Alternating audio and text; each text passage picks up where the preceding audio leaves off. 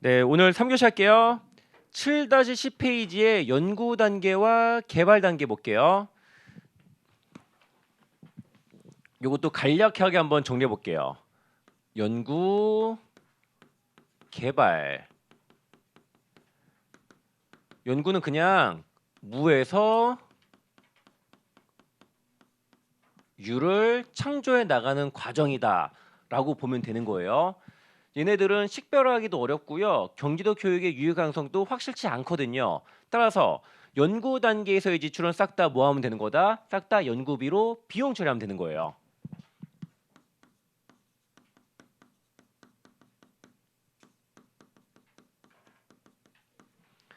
반면에 개발 단계는요. 어느 정도 진전이 돼 있고요. 이미 가시적인 성과가 있는데 그거를 업그레이드 해 나가는 과정이다라고 보시면 돼요.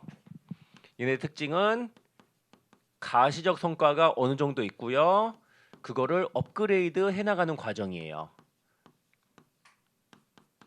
얘네들은 어떻게 할까요? 얘네들은 둘로 나눠야 돼요. 개발비의 인식 요건을 충족하지 못한다면은 개발 단계라 하더라도요. 무형자산 인식할 수가 없어요. 경상 개발비라는 명칭으로 비용 처리하는 거예요.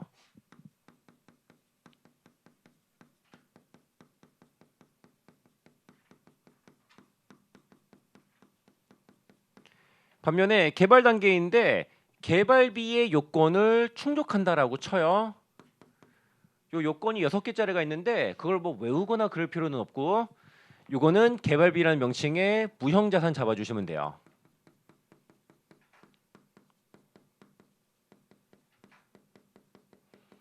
그래서 개발 단계라고 해가지고 다 무조건 무형자산이다 이건 아니에요. 개발 단계인데 추가로 요건까지 충족을 해야 된다. 그래서 어떤 애들이 연구 단계에 들어가고 어떤 애들이 개발 단계에 들어가는가 요거 구분할 수 있어야 돼요. 먼저 첫 번째 연구 단계 다음 같은 예시들이 연구 단계래요. 첫 번째 새로운 지식을 얻고자 하는 활동 요거는 그냥 연구 단계 중에서도 가장 초창기 하는 거다. 그 다음에 2번 연구 결과나 기타 지식을 탐색 평가 최종 선택 응용하는 활동 요거는 앞대가리에 연구라고 나왔잖아요. 이걸 보고 연구 단계라고 판단될 수가 있겠지. 그 다음에 3번이랑 4번은 공통점이 하나 있어요. 볼게요. 3번 재료, 장치, 제품, 공정, 시스템이나 용역에 대한 여러 가지 대체안을 탐색한 활동. 여기 대체안에다가 밑줄. 그 다음에 4번 새롭거나 개선된 재료, 장치, 제품, 공정, 시스템이나 용역에 대한 여러 가지 대체안을 제안, 설계, 평가, 최종 선택하는 활동. 요것도 대체안에다가 밑줄. 이렇게 기억해요. 대체안이 나오면 무조건 연구 단계다. 그래서 새로운 지식을 얻고자 하는 활동, 연구 결과 어쩌고저쩌고, 대체안. 이렇게 기억하시면 돼요. 그 다음에 양가로 3번의 개발 단계 있네. 자, 이것도 기준서에 개발 단계 예시 이렇게 4가지 들고 있거든요. 얘네들의 공통점이 뭐냐면은 이미 어느 정도 가시적인 성과가 있다라는 것이에요. 그거를 체크해 볼게요. 1번 생산이나 사용 전에 시제품과 모형을 설계, 제작, 시험하는 활동. 여기서는 시제품과 모형이에요. 이러한 가시적인 성과가 있잖아요. 2번 새로운 기술과 관련된 고구지구 주형 금형 등을 설계한 활동. 여기서는 뭐예요? 공구지구 주형 금형이 제가 말하는 가시적 성과예요. 그 다음에 3번 상업적 생산 목적으로 실현 가능한 경제적 규모가 아닌 상업적 생산 목적으로 실현 가능한 경제적 규모가 아니라는 건 뭔 소리예요? 소규모의 시험 공장을 설계, 건설, 가동하는 활동. 만약에 상업적 생산 목적으로 실현 가능한 경제적 규모인 즉 대규모의 공장이라면은 그거는 그냥 유형자산이 되는 거다. 공장 건물. 그다음에 4번.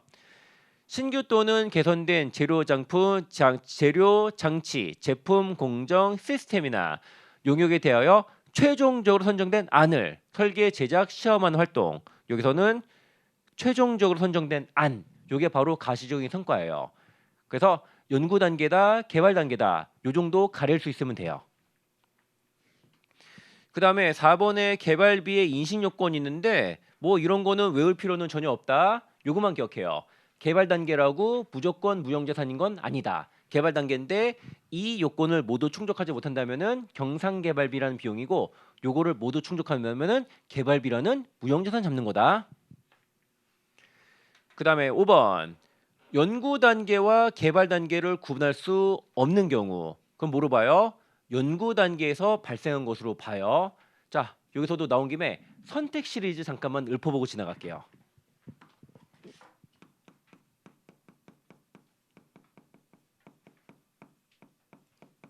첫 번째가 연구 단계인지 개발 단계인지 구분하기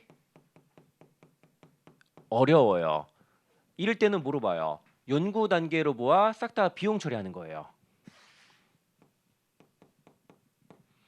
그 다음에 두 번째, 회계 변경이 있었는데 회계 추정의 변경인지 정책의 변경인지 구분이 잘 안 되네.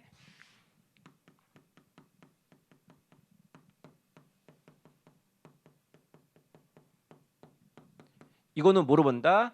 회계 추정의 변경으로 보아 전진법 적용하잖아요. 그 다음에 세 번째, 보증인데 확신 유형의 보증과 용역 유형의 보증을 둘 다 제공했는데 두 개를 따로따로 구분해서 회계 처리하는 것이 원칙이잖아요. 근데 이거를 구분하기가 어려운 상황이에요.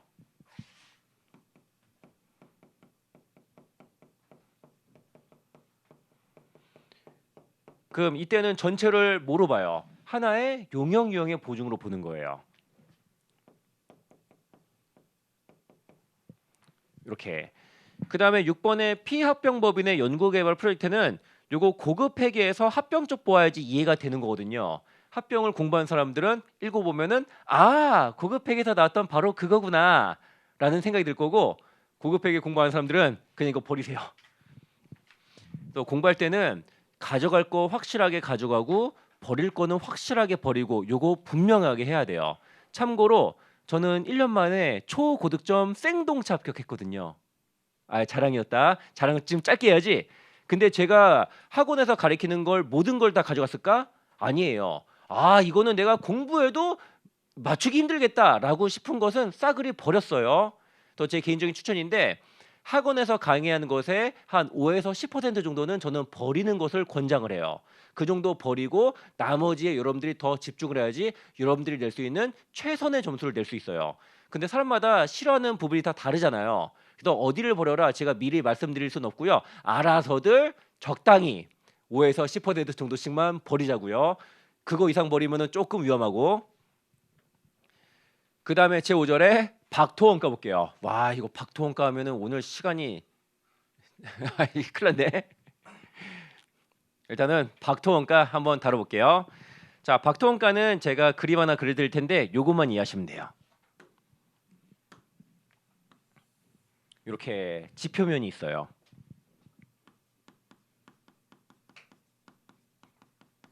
땅속에 여기 광물 덩어리가 매장돼 있고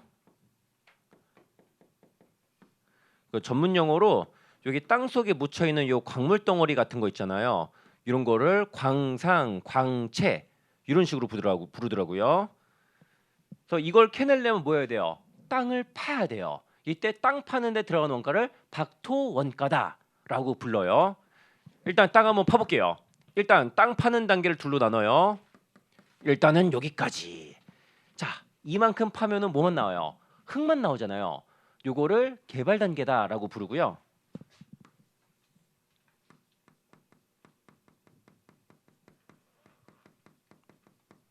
근데 여기서부터 땅을 더 파네. 만약에 여기서 땅을 요 정도 파냈다라고 쳐요. 그러면 이거는 효과가 두 개예요. 일단은 요만큼 땅을 파내니까 밑에 있는 덩어리들이 캐기 쉬운 상태가 되잖아요. 뿐만 아니라 흙을 팠는데 모두 섞여 나온다? 광물도 섞여 나오네. 광물도 섞여 나와요. 이런 걸 보고 생산 단계다라고 표현해요.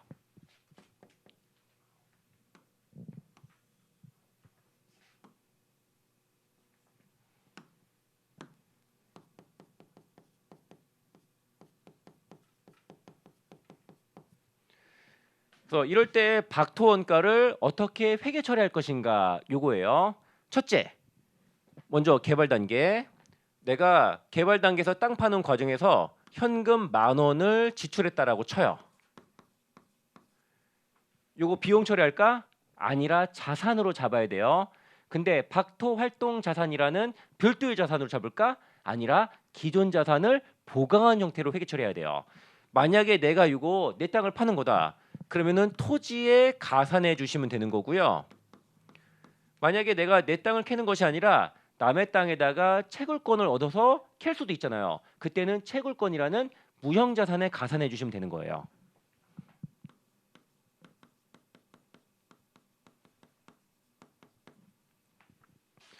그 다음에 생산 단계에서의 박토원가 볼게요.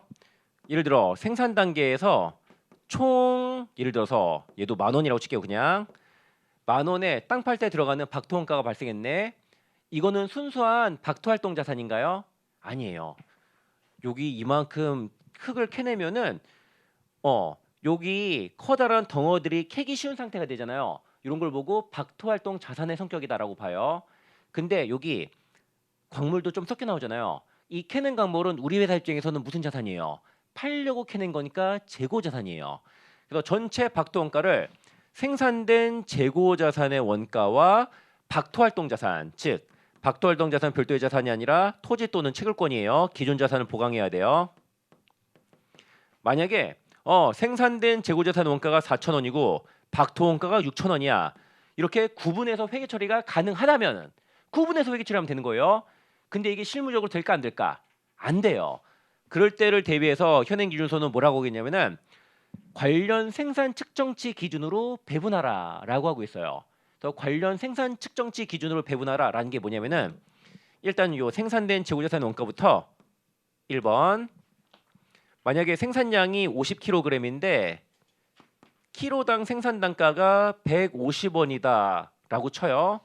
그러면 생산된 재고자산 원가로 먼저 7,500원 관련 생산 측정치 기준으로 먼저 배분하래요. 그 다음에 기존 자산에 보강되는 요 박토 활동 자산은요. 나머지 때려박아 주시면 되는 거다. 만약에 별도로 식별할 수 있으면은 따로따로 회계 처리하면 되는 건데 그게 실무적으로 불가능하거든요. 그럴 때는 이렇게 관련 생산 측정치 기준으로 배분해 주시면 되는 거다. 그러면은 정리해 볼게요. 먼저 박토 활동 자산의 인식 요건 요딴 거는 전혀 중요하지 않아요. 안 읽어봐도 괜찮을 정도로. 그 다음에 요거는 말문제로 나올 수 있지. 박토 활동 자산은 기존 자산에 부과되거나 기존 자산을 보강한 것으로 회계 처리한다. 만약에 내 땅이라면은 토지 원가에 가산하는 거고 만약에 남의 땅에 채굴권을 취득해서 캐는 거라면은 채굴권에 가산하면 되는 거다. 요거 어떻게 틀린 점 나올까요? 별도의 자산으로 인식한다. 옆에다가 별도 자산 X 해주세요.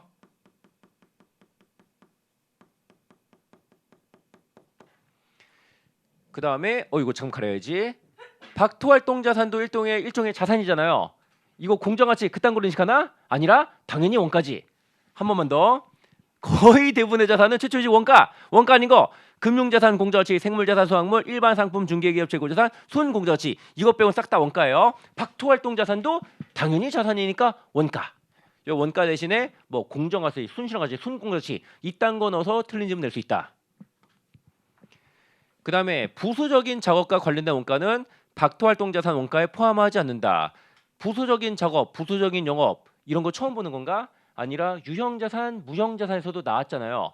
유형자산이든 무형자산이든 투자부동산이든 박토활동자산이든 뭔자산이든 부수적인 영업은 그 자산 원가에 포함하는 게 아니라 별도의 수익 비용을 잡으셔야 된다. 그 다음에 생산 단계 박토원가. 자, 생산 단계 뭐예요? 요거 흙만 나오는 게 아니라 광물도 섞여 나오는 단계. 우리 방금 전에 요거 개발 단계 박토원가 배웠네. 그 다음에 요거 볼게요. 박토활동 자산의 원가와 생산된 재고자산의 원가를 별도로 식별할 수 없는 경우 관련된 생산 측정치 기초로 한 배분 기준 이용하여 생산 관련 박토원가를 생산된 재고자산과 박토활동 자산에 배분한다. 뭔 소리예요? 아니, 뭔 소리긴? 이렇게 하라는 소리예요. 그 다음에 박토활동 자산의 후속 측정. 박토활동의 결과로 박토활동은 땅 파는 거 보다 더 접근하기 쉬워진 광채의 이거 광채 뭐 말하는 거예요? 광채는 땅에 묻혀져 있는 광물덩어리 같은 거 말하는 것이에요. 광채의 식별된 구성 요소에 예상 내용 요소에 걸쳐 체계적인 방법에 따라 박토활동 자산을 감가상각하거나 상각한다. 여기 감가상각하거나 상각한다라고 표현하죠. 왜일까? 유형자산, 토지의 일부일 수도 있고 무형자산, 채굴권의 일부일 수도 있으니까 여러분들 토지는 일반적으로 내용연수가 무한이라 감가상각하는 거 아니에요. 근데 일반적으로 안 한다는 것은 예외가 있을 수도 있다라는 것이에요. 그래서 광업이랑 관련된 토지 있잖아요. 광물 다 캐내면 그 토지는 뭐가 된다? 버려진 토지가 되는 거고 더 이상 경제적 효익이 없는 거거든요. 그런 토지는 감가상각을 해야 되는 거예요. 만약에 농업용지나 주택용지, 상업용지 이런 데로 쓴다면은 그때는 내용연수가 무하니까 걔네들은 상각 대상이 아닌 거고요. 그리고 다른 방법이 더 적절하지 않다면은 뭘 써야 될까? 생산량 비례법이에요. 일반적인 업종에서 가장 널리 쓰이는 감가상각 방법이 뭐예요? 정액법이에요. 자, 우리나라는 다양성의 나라다, 획일성의 나라다, 획일성의 나라지. 우리나라 거의 100% 기업이 정액법만 쓴다라고 보시면 돼요. 여러분들이 실무 나가서 이중차관법, 정률법, 연속회법 그딴 거 평생 아마도 볼 일이 없을 거예요. 근데 광업은 특수업종이잖아요.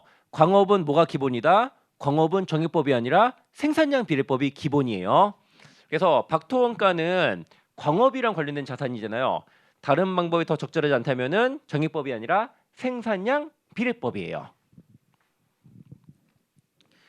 그 다음에 제6절에 광물자원 탐사와 웹사이트 원가 볼게요. 먼저 광물자원 탐사 볼게요.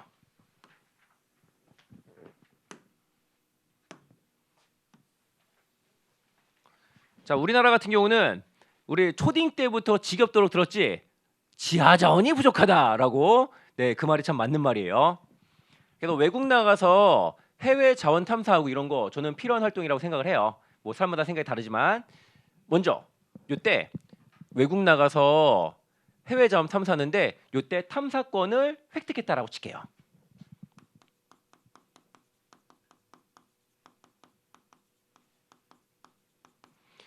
그리고 탐사권 획득하기 전에 뭐 해야 돼요? 그 나라로 출장 나가서 그 나라 공무원님들 만나서 술도 먹이고 밥도 먹이고 골프도 치고 각종 접대 행위를 해야 돼요. 이때 돈이 들겠지. 현금 얼마 써야 되고요.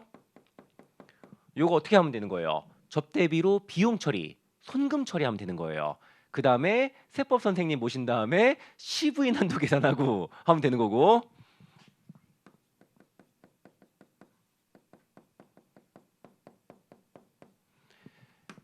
그래서 여기 탐사권을 획득해요. 그럼 뭐 하면 돼요?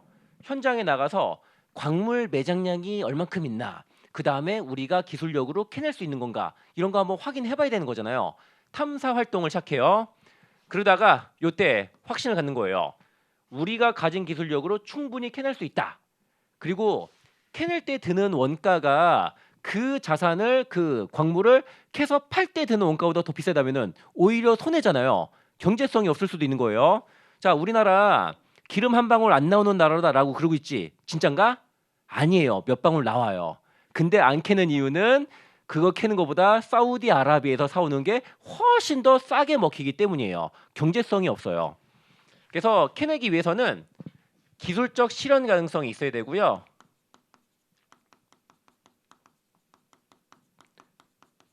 기술적 실현 가능성 이런 거예요. 자, 미국에서 셰일가스가 터지는 바람에 자, 미국이 석유 수출량 1등 됐잖아요. 근데 옛날 미국 사람들이 그 셰일가스 있는 거 몰랐나? 알긴 알았어요. 근데 그 당시 기술력으로는 그거를 경제성 있게 캐낼 방법이 없었거든요. 근데 2010년대 넘어와서 그 땅 속에 파이프 같은 거를 때려 박은 다음에 고압의 물을 막 때려 박으면은 거기서 기름이 줄줄줄 새 나온대요. 자세한 방법 나도 모르고. 그래서 이제는 경제성 있게 기술적 실현 가능성이 생겼거든요. 그래서 미국이 셰일가스를 캐다가 요새는 다시 유가가 떨어지는 바람에 안 캐다가 유가가 오르면 다시 캐내고 막 이럴 거예요. 기술 실현 가능성. 그 다음에 또 뭐도 있어야 된다? 상업화 가능성도 있어야 돼요.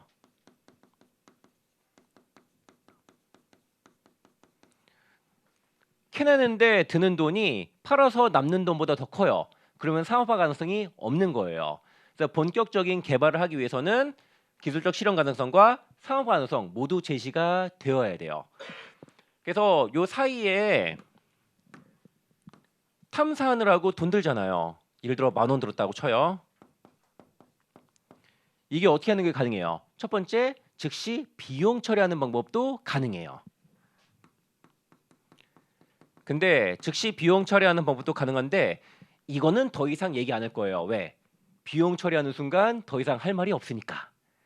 또 두 번째 방법이 뭐냐면은 요거를 탐사평가 자산이라는 자산 잡는 거예요. 탐평이라고 할게요. 그냥 탐사평가 자산. 이렇게 자산 잡는 것도 가능해요. 그다음에 요 관련된 기준서에 뭐라고 하고 있냐면은 기술적 실현 가능성과 상업화 가능성이 제시되잖아요. 이때부터는 탐사평가 자산으로 분류하지 말래요. 다시 말해서 개발비로 돌려놔라. 이 얘기하는 거예요. 이때 탐사평가 자산을 뭐로 개발비로 돌려주시면 된다. 그래서 기술적 실현 가능성과 상업화 가능성이 제시되면은 이때부터 본격적인 개발 단계로 넘어가게 되는 거거든요. 이때부터 뭐 하면 된다? 현금 얼마 얼마, 개발비 얼마 얼마 이러면 되는 거예요.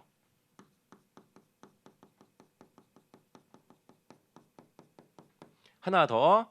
또 기준서에 또 뭐라고 돼 있냐면은 탐사평가 자산을 개발비로 돌리잖아요. 이때 뭐 해야 된다? 손상 검사 한번 해보래요. 만약에 이때 회수 가능액이 10,000원보다 더 크다. 손상 없이 10,000원을 그대로 대체하면 되는 거예요. 근데 만약에 회수 가능액이 8,000원이라고 쳐요. 그러면은 탐사평가 자산을 2,000원 까고 당기 손실로 손상차손 인식하고요. 이때는 10,000원이 아니라 얼마? 8,000원을 개발비로 대체하면 되는 거예요. 자, 여기서는 말 문제로 두 가지 기억해야 돼요. 첫째, 기술적 실현 가능성과 상업화 가능성이 제시되면 더 이상 탐사평가 자산으로 분류하지 아니한다. 그리고 그때 뭐 해야 된다? 그 전에 손상 검사 한번 하자. 요 두 가지 기억해야 돼요. 그리고 탐사평가 자산 인식하지 않고 비용 처리하는 방법도 가능한 방법이고. 자, 한번 볼게요. 탐사평가 자산이란 기업의 회계 정책에 따라 자산으로 인식한 탐사와 평가 관련 지출을 말한다. 그래서 기업의 회계 정책에 따라 자산으로 인식할 수도 있고요. 즉시 비용 처리할 수도 있다. 그다음에 두 번째, 광물 자원 추출에 대한 기술적 실현 가능성과 상업화 가능성을 제시할 수 있는 시점에는 더 이상 탐사평가 자산으로 분류하지 않아요. 개발비로 대체하라 이 얘기고요. 그다음에 근데 탐사평가 자산을 개발비로 재분류하기 전에 뭐 한다? 손상 검사 한번 해봐라 이런 얘기도 있네. 그다음에 네 잠깐만 이거 좀 기억할게요. 정당한 회계 정책의 변경 사유가 두 가지가 있었죠. 첫 번째가 뭐예요? 한국 채택 국제회계 기준이 회계 정책의 변경을 요구한 경우, 두 번째가 회계 정책을 변경한 것이 목적 적합성과 신뢰성을 증대시키는 경우. 참고로 목적 적합성과 충실한 표현 이러면 돼야 안 돼요. 여기서는 아니에요. 이게 바로 옛날 개념 체계의 잔재예요. 목적 적합성과 신뢰성은. 근데 이런 식으로 옛날 개념 체계의 잔재가 남아 있는 이유는 개념 체계가 바뀐다고 각각의 기준서가 자동으로 바뀌는 건 아니기 때문이에요. 그래서 일반적인 경우 정당한 회계 정책 변경 사유는 첫째, 한국 채택 국제회계 변경을 요구한 경우, 두 번째가 목적 적합성과 신뢰성이 증대되는 경우예요. 근데 여기 보시면 뭐라고 되고 있냐면은 탐사와 평가 관련 지출에 대한 회계 정책의 변경이 즉시 비용 처리할 수도 있고 탐사평가 자산 인식할 수도 있는 거잖아요. 이걸 바꾼대요. 이용자 경제적 의사결정 필요와 관련하여 목적 적합성을 증가시키면서 신뢰성은 감소시키지 아니하거나 신뢰성을 증가시키면서 목적 적합성을 감소시키지 아니한다면은 회계 정책을 변경할 수 있다. 요거 일반적인 회계 정책 변경 사유와 어때요? 달라요. 옆에다가 일반적인 회계 정책 변경 사유와는 다르다. 이것만. 그래서 목적 적합성이 유지되면서 신뢰성이 증대되거나 신뢰성이 유지되면서 목적 적합성이 증가될 경우에는 회계 정책을 바꿀 수 있다. 근데 일반적인 회계 정책 변경 사유와 다르다. 그다음에 웹사이트 원가 보도록 할게요. 자, 요 웹사이트는 크게 두 가지로 나눠 볼게요.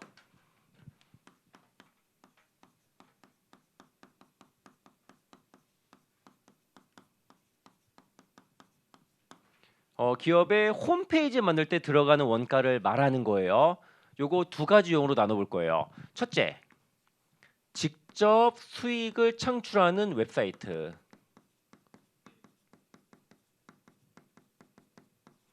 두 번째, 직접 수익 창출은 못하는 웹사이트. 직접 수익 창출하는 웹사이트 가장 대표적인 게 뭐예요? 우리 학원 홈페이지, 에듀윌 학원 홈페이지, 에듀윌 아카데미.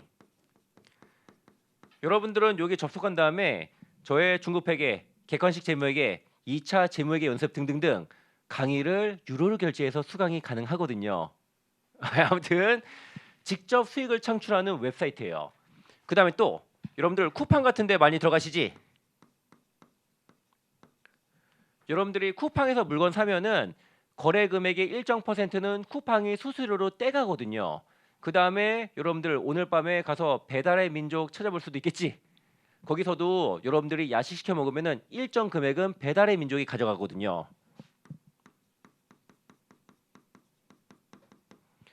이런 게 직접 수익을 창출하는 웹사이트예요. 그래서 직접 수익을 창출하는 웹사이트는요, 무형자산으로 인식할 수가 있다. 그래서 무형자산 인식 가능.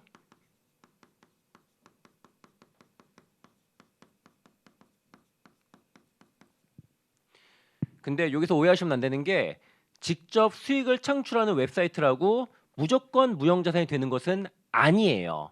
예를 들어 한 30년 너무 길다. 한 20년 된 유명한 커뮤니티 사이트가 있다라고 쳐요. 근데 그런 데는 광고 수익으로 어마어마하게 돈을 벌거든요. 근데 그 20년 된 커뮤니티 사이트 그 원가가 얼마인지 신뢰성 있게 측정할 수 있나요, 없나요? 없지. 20년 동안 운영을 하다 보니까 어쩌다 보니까 그렇게 된 거거든요. 그 웹사이트는 원가를 신뢰성 있게 측정할 수가 없어요. 따라서 걔네들은 무형자산이 된다 안 된다? 안 된다. 직접 수익을 창출할 수 있지만 원가를 측정할 수 없는 관계로 무형자산 인식이 불가능해요. 하지만 우리 에듀윌 아카데미 홈페이지는 어떨까?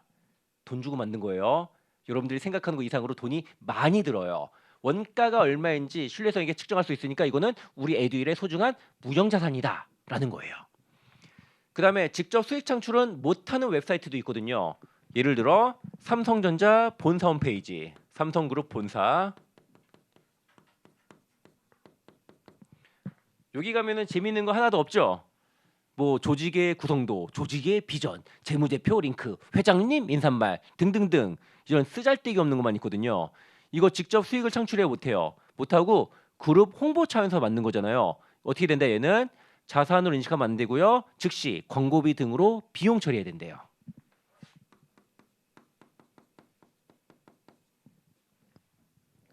그래서 웹사이트는 딱 요 정도만 여러분들이 기억하고 가면은 충분해요. 볼게요. 웹사이트 원가는 일반적인 무형자산 인식 요건 충족하고 개발비를 자산으로 인식할 수 있는 요건이 모두 충족되어야 무형자산 인식할 수 있다. 다른 자산과 동일해요. 근데 특히 이게 더 중요해요. 특히 웹사이트가 수익을 창출할 수 있을 때 웹사이트가 어떻게 미래 경제적 효익을 창출할지를 제시할 수 있다. 뭔 소리예요? 직접 수익을 창출한다면은 무형자산이 될 수도 있고 아닐 수도 있다. 다른 요건 충족하지 못한다면은 예를 들어서 원가를 신뢰성 있게 추정하기 어려운 경우. 그 다음에 두 번째, 기업이 주로 자체의 재화와 용역의 판매 촉진과 광고를 위해 웹사이트를 개발한 경우 삼성그룹 홈페이지 그런 거 예를 들 수가 있어요. 그 웹사이트가 어떻게 미래 경제적 효익을 창출할지 제시할 수 없다. 그래서 어떻게 해야 된다? 싹 다 광고비 등으로 비용 처리를 해야 된다라고 말하고 있네요. 네, 이렇게 해서 무형자산도 끝. 그 다음에 제 8장의 충당부채와 보고기한 사건인데 한 10분 정도 깔짝하고 끝내느니 차라리 여기서부터 다음 시간에 이어서 하는 게 나을 것 같거든요. 우리 다음 촬영 일정 공지해드렸으니까 오실 수 있는 분들은 오셔서 들으셔도 되고 아니면은 동영상으로도 올라가니까 동영상으로 마무리하셔도 되고 오늘 여기까지. 자, 그리고 지금 연휴네 연휴 잘 보내시고 제가 마지막으로 저는 이미 시험에 붙은 여러분들의 선배라고 할 수 있잖아요. 조언을 드릴게요. 여기 회계사 수험생 손, 세무사 수험생 손. 일단 회계사 수험생들 여러분들은 연휴 때 쉬면 된다 안 된다? 안 된다. 하루라도 쉬면 안 돼요. 제사 지내고 그럴 때 제세하고 세배할 때 그 시간 빼고는 싹 다 공부해야 돼요. 평소랑 다를 바가 없다. 짐 바리바리 싸들고 가서 공부하셔야 돼. 4일 내내. 우리 세무사 수험생들 손. 우리 아직 여유 있지? 2달 남았잖아요. 또 세무사 수험생들은 이틀만 푹 쉬어요. 근데 4일 연장으로 쉬면은 감이 너무 떨어지니까 4일 쉬지 말고 이틀만 쉬고 이틀은 집에서 공부하면 잘 안 되잖아요. 학원 여니까 학원 기어 나와서 공부하시기를 추천드려요. 자, 오늘 여기까지 하고요. 네, 나머지는 다음에 보강을 하도록 할게요. 감사합니다.